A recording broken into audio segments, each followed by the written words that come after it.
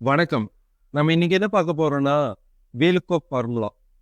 Excel அப்படிங்கிறது நெறைய பேர் யூஸ் பண்ணிட்டு இருக்கோம்.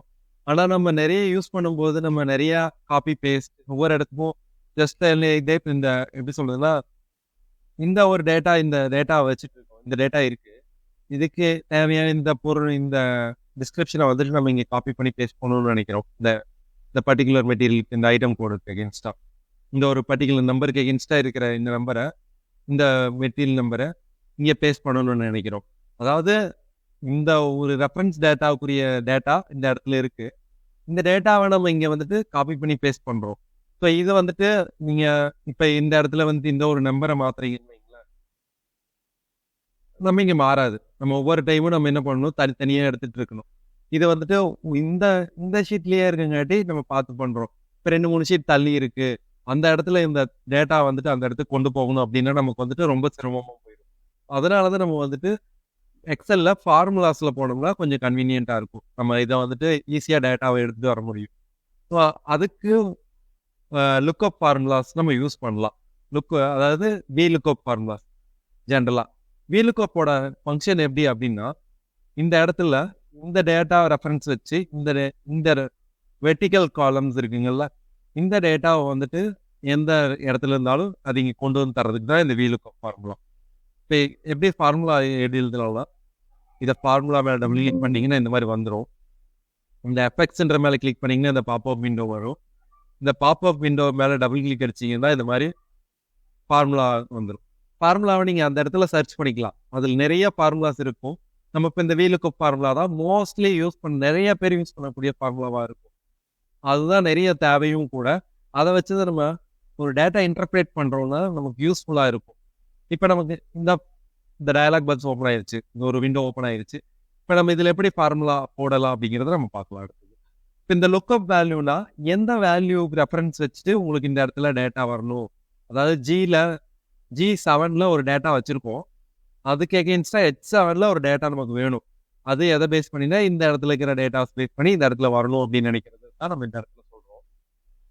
அப்படின்னா எந்த ரெஃபரன்ஸ் வச்சு அப்படின்னா, இந்த ரெஃபரன்ஸ் வச்சு எனக்கு டேட்டா வேணும். இந்த ரெஃபரன்ஸ் இருக்கிற டேட்டா தான் எனக்கு H7ல வந்துட்டு பேஸ்ட் ஆகணும் அப்படின்னு நினைக்கணும். இந்த டேபிள் அரே அப்படின்னு சொல்றதுன்னா, எந்த டேபிள்ல இருக்கிற டேட்டாஸ்ல இருந்து நமக்கு எடுத்துட்டு வரணும் அப்படிங்கிறத நம்ம இந்த இடத்துல சொல்றோம். அப்ப இந்த இடத்துல நமக்கு இந்த டேபிள், அதாவது நம்ம டேபிளா கன்சிடர் பண்றோம். அப்படிங்கும்போது இந்த டேபிள வந்துட்டு நம்ம செலக்ட் பண்ணிக்கலாம். ஓவராலா வெர்டிகலா செலக்ட் பண்ணிக்கலாம். செலக்ட் பண்ணிட்டீங்க டோட்டலா. இப்ப காலம் இண்டெக்ஸ் நம்பர் அப்படிங்கிறது என்னன்னா, இப்ப இந்த ரெஃபரன்ஸ் டேட்டாக்குரிய டேட்டா இங்க வரணும். எந்த இடத்துல இருக்கு அப்படிங்கிறது. இப்ப எக்ஸாம்பிளுக்கு இந்த ஐட்டமே யூஸ் பண்றோம். பார்ட் 482 ஐட்டம் இங்க இருக்கு. ஓகேங்களா? இந்த இடத்துல இருந்து ஸ்டார்ட் ஆகும். எத்தனாவது காலம் இதுல? இந்த இடத்துல இருந்தே காலம் நம்பர் ஸ்டார்ட் ஆகுது. இந்த காலம் 1, இது 2, இது 3. 3வது இடத்துல இருக்கிற டேட்டா உங்களுக்கு வேணும் அப்படின்னு நினைச்சீங்கன்னா, இங்க 3ன்னு டைப் பண்ணணும். எத்தனாவது காலம்ல இருக்க டேட்டா? இப்ப சப்போஸ் 2வது காலம்ல இருக்கிற டேட்டா வேணும்னா 2ன்னு போடணும். 3வதுனா 3, 4னா 4, 5னா 5. அது எத நம்ம வேணும்னு நினைக்கிறோமோ அத வச்சு போடலாம். ஓகேங்களா? அடுத்து ரேஞ்ச் லுக்கப் வந்துட்டு எக்ஸாக்ட் மேட்ச் அப்படின்னா 0ன்னு குடுக்கணும். அதுதான் அந்த இத இங்க காமிக்குது பார்த்தீங்கன்னா, ஃபால்ஸ்ன்னு காமிக்கும். ஃபால்ஸ் அப்படின்றது ஃபால்ஸ் இல்லன்னா 0 2ல ஏதோ ஒண்ணு குடுத்தா போதும் எடுத்துக்கும். இப்ப நான் ஓகே குடுக்குறேன். பார்த்தீங்கன்னா, இந்த இடத்துல மேட்சா எடுத்துட்டு வந்துருச்சு. இந்த டேட்டாவ. இப்ப நீங்க வந்துட்டு இந்த இடத்துல நீங்க வந்துட்டு இந்த இந்த மெட்டீரியல் இருக்குல்ல, இதை வந்துட்டு நம்ம காப்பி பண்ணி இங்க பேஸ்ட் பண்ணலாம். ஆட்டோமேட்டிக்கா மாறிடுச்சு பார்த்தீங்களா? இப்ப இங்க நீங்க எந்த குடுத்தீங்கனாலும், அதுக்கு ரெஃபரன்ஸ் வச்சு இந்த இடத்துல என்ன இருக்கோ, அதை நீங்க இங்க கொண்டு வந்துக்கலாம். இப்ப இந்த இடத்துல வந்துட்டு சப்போஸ் உங்களுக்கு இந்த ஃபார்முலால ஒரு சின்ன சேஞ்ச் வேணும் அப்படின்னு நீங்க நினைச்சீங்கன்னா, மறுபடியும் இதையே கிளிக் பண்ணிட்டு, எனக்கு 3வது இடத்துல இருக்கிற டேட்டா வேண்டாம். 5வது இடத்துல 1, 2, 3, 4, 5வது இடத்துல இருக்கிற டேட்டா வேணும்னு நினைச்சீங்கன்னா, 5ன்னு குடுத்தீங்கன்னா, அதே 5வது இடத்துல இருக்கிற டேட்டாவ எடுத்துக்கும். ஓகேங்களா? இப்ப 210ல இருந்து 5வது டேட்டா என்ன? 653ங்கிறது இங்க வந்துரும். ஓகேங்களா? இதுதான் VLOOKUPஓட ஃபங்ஷன். இந்த VLOOKUP ஃபங்ஷன நீங்க இந்த இடத்துல ஃபங்ஷனை கிளிக் பண்ணி தான் பண்ணணுமா அப்படின்னா கிடையாது. நீங்க நார்மலாவே ஈக்குவல் டு VLOOKUPன்னு இங்க ஃபார்முலா டைப் பண்ணிட்டு, இங்கேயே கீழேயே வரும் அதோட என்ன அப்படிங்கிறது. மேல பார்த்தோம் தெரியுங்களா டேபிள்ல, அதே மாரி இந்த இடத்துலயும் வரும். இப்போ லுக்அப் வேல்யூங்கிறது இதை செலக்ட் பண்ணிவிட்டு கம்மா கொடுத்துக்கணும். இங்கே மேஜராக இந்த கம்மா கொடுக்குறது செலெக்ஷன் பண்ணுறதுல தான் நம்ம எரர் பண்ணுவோம். ஃபர்ஸ்ட் எடுத்தாலும் லுக்அப் வேல்யூ கொடுத்துக்கணும். அடுத்து டேபிள் அரே செலக்ட் பண்ண சொல்லுது. இதுதான் நமக்கு அந்த டேபிள் அரே. ஓகேங்களா?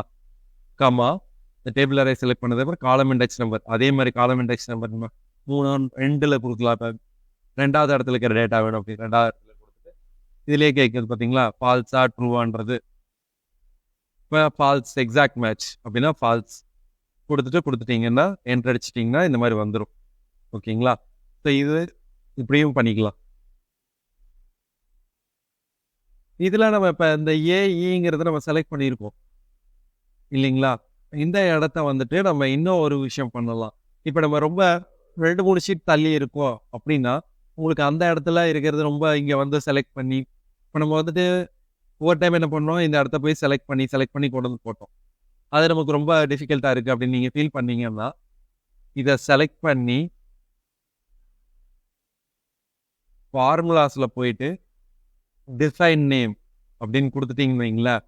டிஃபைன் நேம் கொடுத்து இது இந்த டேபிளுக்கும் ஒரு நேம் கொடுத்து வச்சுக்கலாம் நம்ம. இப்போ நான் ஜஸ்ட் லைக் தட் டேட்டா 1 அப்படின்னு ஒரு டேட்டா 1 அப்படின்னு நான் கொடுத்துக்கிறேன். அதாவது இந்த ஷீட்டு கீழே ரெஃபரன்ஸ் இருக்குது தெரியுங்களா, இந்த ரெஃபரன்ஸ்க்கு வந்துட்டு டேட்டா 1ன்றதை நீங்கள் டைப் பண்ணாலே போதும்.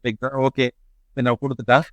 இப்போ கொடுத்துட்டு நம்ம பார்த்தோம்னா இந்த ஏஇக்கு பதிலாக டேட்டா 1 அப்படின்னு கொடுத்தீங்கன்னா அதுவே எடுத்துக்கும்.